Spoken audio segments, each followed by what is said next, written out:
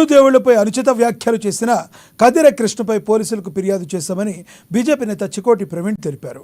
కదిర కృష్ణను వెంటనే అరెస్టు చేయాలని పోలీసు అధికారులను కోరామన్నారు. కదిర కృష్ణ హిందూ సమాజానికి క్షమాపణలు చెప్పాలని, లేదంటే కదిర కృష్ణపై భౌతిక దాడులు జరిగే అవకాశాలున్నాయని చికోటి ప్రవీణ్ హెచ్చరించారు.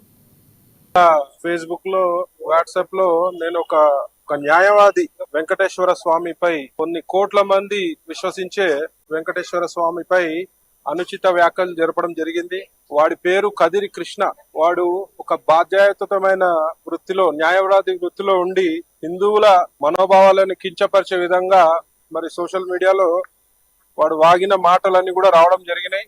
మరి దానికి ధర్మరక్ష సంస్థ ద్వారా మరియు నేను ఒక రాష్ట్ర బీజేపీ నాయకుడిని మరి చాలా మనస్తాపానికి గురైన వాడు మాట్లాడిన తీరు దేశంలోని కోట్ల హిందువుల మనోభావాలని కించపరిచే విధంగా ఉండడం జరిగింది. కాబట్టి నేను ఇవాళ జూబ్లీహిల్స్ పోలీస్ స్టేషన్ లోకి వచ్చి మరి కంప్లైంట్ ఇవ్వడం జరిగింది. మరి దానికి ఏసీపీ గారు కూడా సానుకూలంగా స్పందించి ఇట్లాంటి చర్యలను మేము ఉపేక్షించే పరిస్థితే లేదు, ఎవడైనా సరే వాడిపై కేసు నమోదు చేస్తామని చెప్పడం జరిగింది. మరి ఇవాళ నేను